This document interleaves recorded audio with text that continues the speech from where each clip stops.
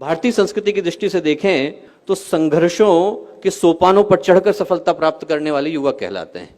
लाखों वर्षों तक कोयला घिसा जाता है तो हीरा बन पाता है, भट्टी में सोना तपा जाता है तो कुंदन बन पाता है, प्रकृति के प्रतिरोधों को सह सकने वाला बीज वृक्ष बन पाता है और धाराओं को चीरने वाला तैराक बन पाता है। जितनी भी परिभाषाएं हैं, जितने भी उदाहरण हैं, वो सारे के सारे युवा व्यक्तित्व के, युवा सोच के, युवा चिंतन के उदाहरण हैं। संघर्षों को सौभाग्य की तरह वर्ण करने वाले युवा कहलाते हैं, क्योंकि हमारे देश में युवा उम्र से नहीं दृष्टिकोण से तौले जाते हैं। हमारा देश अद्भुत देश, जिनका जीवन ठहर गया है, जिनका उत्साह ठंडा पड़ गया है, जिनके अंदर क्रांति की संभावनाएं जन्म नहीं लेती, जिनके मन में समाज को बदलने की, संस्कृति को उठाने की, राष्ट्र को बढ़ाने की सोच करवटें नहीं बदलती, जिनकी रगों में उमंग का, उत्साह का, उल्लास का उबाला नहीं आता, जिनके हृदय में दुखियों को, पीड़ितों को देखकर दया नहीं आती, करुणा नहीं आती, वो 18 के हों, 20 के हों, 22 के हों, फर्क नहीं पड़ता, उनका यौवन चला गया है, जवानी खो चुके हैं, वो लोग बूढ़े हो चुके हैं। और वहीं पर यदि व्यक्ति 60 का है, 80 का है, 90 का है, 120 का है, यदि उसके मन में राष्ट्र के निर्माण की, संस्कृति के उत्थान की, यौगिक उत्कर्ष की बात आती है, तो हमारी दृष्टि में युवा है, क्योंकि हमारा देश उमंग से, उत्साह से, उल्लास से ओतप्रोत युवाओं का देश।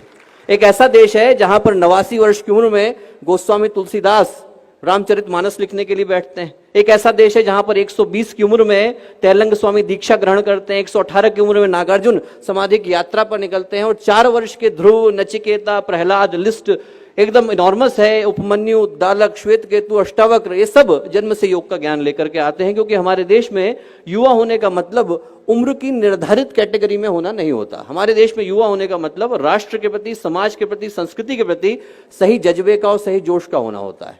और दोस्तों, आज की तारीख में अपना देश, अपना समाज ऐसे युवाओं की तलाश बड़ी शिद्दत से कर रहा है, बड़े दिल से कर रहा है। क्यों? क्योंकि आज की परिस्थितियां बड़ी भीषण और भयावह हैं। कहने को कोई महाभारत का रण नहीं सजा है, कहीं कोई देवासुर संग्राम नहीं हो रहा है, कहीं कोई कुरुक्षेत्र में पांचजन्य नहीं बजा रहा है, कहीं कोई रावण, कहीं कोई दुर्योधन, कहीं कोई महिषासुर त्रिलोक पर कब्जा करके नहीं बैठ गया है। पर आज की तारीख में जो भीषण परिस्थितियां हैं, उसमें देवासुर संग्राम भी इंसान के मन के भीतर है और कुरुक्षेत्र भी इंसान के मन के भीतर है। जितनी चीख चिल्लाहट, जितनी घबराहट, छटपटाहट, हाय हत्या, मारकाट आदमी के मन के भीतर चल रही है, उतनी तो कुरुक्षेत्र के मैदान पर भी नहीं थी।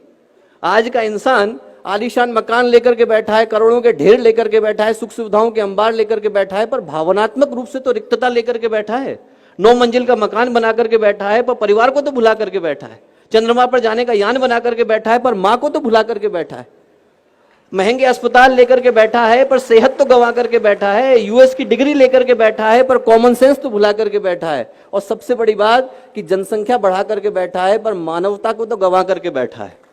तो दोस्तों, यदि ये सब कुछ ऐसा ही चलता रहा जैसा आज हम देख रहे हैं, तो हम अपने बच्चों के लिए शमशान घाट छोड़ करके जा रहे होंगे। हमारे बच्चे हमें कभी माफ नहीं करेंगे। इस दुनिया को बदलने की आवश्यकता है। इस दुनिया को बदलने के लिए ऐसे व्यक्तित्वों की आवश्यकता है जिनका जीवन उन प्रकाश स्तंभों की तरह से हो जो भटकते राहियों को दिशा दिखा सके, जिनका जीवन उन टिमटिमाते दीपों की तरह से हो जो घटाटोप अंधियारे से लड़ने का साहस रखते हो, जिनका जीवन उन नींव के पत्थरों की तरह से हो जो अपने कंधों पर इमारतों को उठाने का दम रखते हो, जिनका जीवन उन नाव के मस्तूलों की तरह से हो जो धाराओं को चीरने का साहस रखते हो, जिनका जीवन पूज्य गुरुदेव की तरह से हो, एक ऐसे व्यक्ति की तरह से हो जिनने अपने जीवन के 58 वर्ष किसी से मुलाकात नहीं करी और बाकी के 22 वर्षों में 3400 किताबें लिखी और सारी की सारी फ्री अवेलेबल करा दी, कोई ले जाए उसे, no copyright, anyone can have it.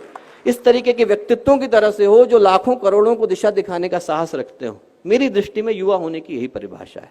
जिसका जीवन पवित्रता और प्रखरता की परिभाषा बन जाए वो युवा कहलाता है। और इस देश का सौभाग्य है कि आज हमारी 70% आबादी युवा आबादी, और इस सौभाग्य को दुर्भाग्य बनते देर नहीं लगेगी। यदि इतने सारे लोगों को हम लोग दिशा देने से वंचित रह गए, इतने सारे लोगों को यदि हम लोग सही दिशा नहीं दिखा पाए, तो इस सौभाग्य को दुर्भाग्य बदलते देर नहीं लगेगी। तो दोस्तों, जो युवाओं का यौवन है, उनकी संघर्षों से लड़ने की क्षमता है, वो धारा है। हिंदी में हम लोग कहते हैं दिशा धारा, वो धारा है। और उसके जीवन को सही दिशा देने का नाम योग का है। उनके अंदर का जो उद्दाम है वो उनके जीवन की धारा है, और उसको समग्रता, संतुलन, स्वाभिमान देने का काम योग का है। योग का अर्थ शारीरिक सौष्ठव से नहीं है, अदरवाइज हर जिम्नास्ट जो है वो योगी कहलाता। पतंजलि योग सूत्र की रचना कोई सर्कस का कलाकार करता। योग का सच्चा अर्थ योगस्य चित्तवृत्ति निरोधा से है, जिसका अर्थ आदमी को मन की चंचलताओं का ठहर जाना है। योग का सच्चा अर्थ समत्वम योग उच्चते से है, जिसका अर्थ व्यक्तित्व के सभी आयामों का संतुलित हो जाना है। और योग का सच्चा अर्थ योग कर्मसु कौशलम से है, जिसका अर्थ मानवीय संभावनाओं के शिखर पर पहुंच जाना है।